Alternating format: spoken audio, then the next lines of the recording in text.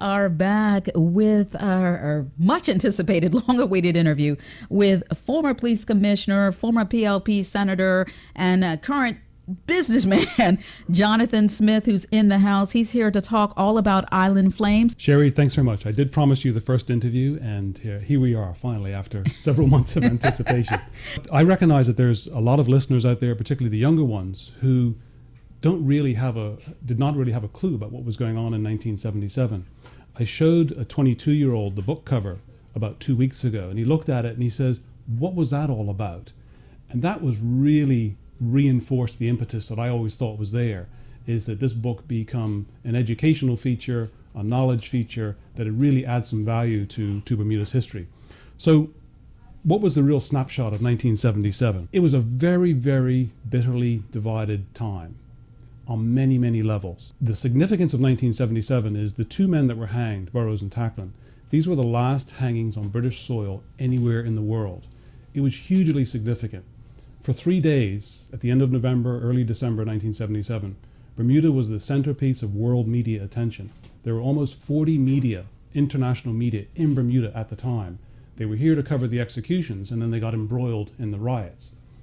The division was very deep. It was racially driven. There was a political divide. The political divide was accentuated by the fact that you had a white premier, David Gibbons, black opposition leader, Lois Brown Evans, that further accentuated the racial divide because there was a political divide as well. At the time, just about every significant black organization came out with statements in opposition to the hangings. So there was this rising tension through 1977.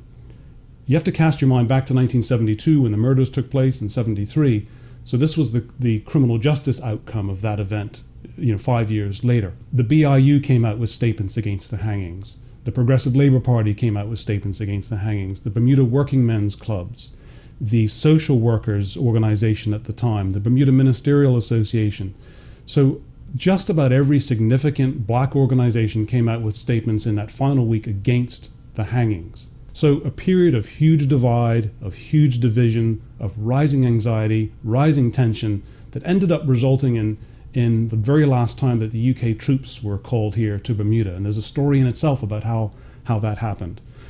When I read Mel Eighton's book about the murders, when I finished the book, in less than 60 seconds I realized the real story. So much has been written about the murders and who did it and who was convicted. The real story is why an island almost imploded in 1977 on racial lines. Nobody had bothered to write a book about the time in Bermuda in 1977 when we came the closest we've ever come to a revolution. And that was the driving factor that prompted all the research. Now the research in a nutshell, there's close to 200 sources are used in the book. I was very fortunate to be able to interview the last two surviving members of the Pitt Commission. That's Professor Michael Banton, who's in his 90th year, sharp as a razor still. Alex Scott is the only surviving member of the Bermudian member of the Royal Commission. Spent an afternoon with him, and he gave me a lot of insight. That's all in the book there.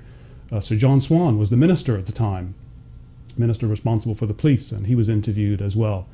But there's an enormous wealth of information that's in the book, drawn from other published works, from interviews that others have done, from biographies that others have done, interviews I've done, and research that was really helpful to me, conducted by a Bermudian PhD student, Ben Greening. There are a number of things that from a historical perspective, as you said, a lot of people just aren't aware of some of the major incidents that took place when Duckett was murdered. I had no idea, even though I was aware of that incident, I had no idea his daughter was injured.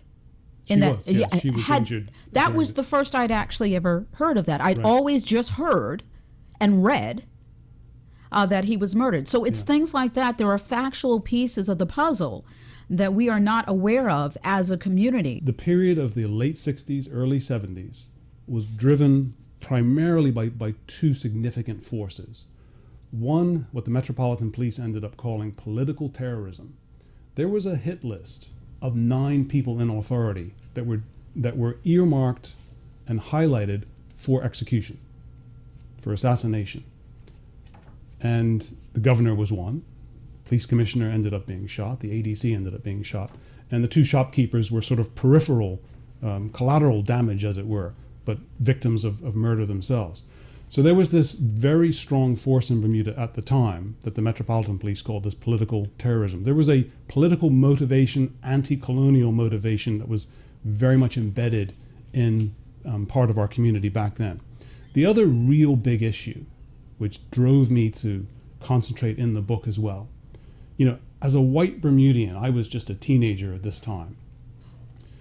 What were the factors driving Bermuda to reach the lowest point it ever reached? And that to me was the real story, the better understanding of the hostility and why blacks, and I use this phrase in the book, by 1977, the hanging decision ended up being the catalyst for why a country did what it did. Blacks had clearly had enough, and they were under enormous pressure.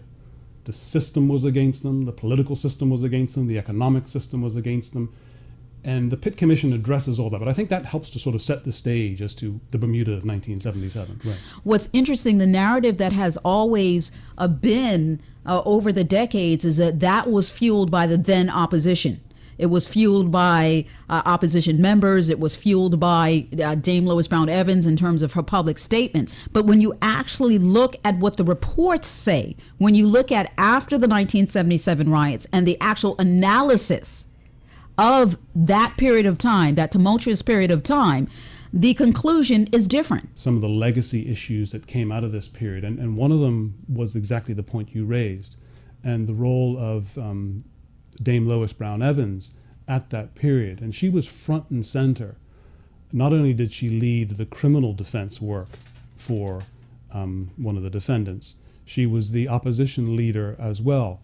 And the other thing that where the context is very different from today is, of course, an enormous amount of police energy was being spent in the late 60s, early 70s on the Black Beret cadre.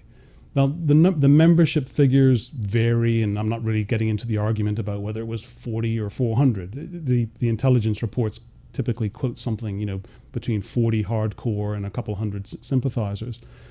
But the motivation back then was one of Black power. The young men in particular, young men and women at that time, had been completely frustrated by what was then called the white oligarchy, and they felt that the system wasn't working in their favor. And it's a matter of historical record that the Black Beret cadre were very aggressive in educating the black community about political power and the benefits of political power. So you've got all these diverging forces in the early 70s through the mid 70s that really laid a lot of the groundwork for what happened in 1977. And we're talking about what the Pitt Commission wrote about in reference to the role of the then opposition, particularly Dame Lois Brown Evans. Of course, at the time she wasn't a dame then, but and people affectionately referred to her as Brown Evans. So if you hear us referring to her as Brown Evans during the course of the interview, certainly that is not a disrespect. The commission largely exonerated the work of the NCACP, Brown Evans, and the PLP when it reported, "It has been asserted that the widespread disquiet about the moral justification in general was manipulated to serve the purposes for the Progressive Labor Party and to fan the flames of racial enmity. In short, it is charged that the campaign was conducted irresponsibly. We find little merit in this accusation, and that is the findings of the commission differed both in tone and content to what Ransbottom reported to his superiors in February of 1978 when he placed additional blame on the PLP and its supporters." That's correct, Sherrie, and I think one of the other factors in there is that this was far more than a politically charged atmosphere.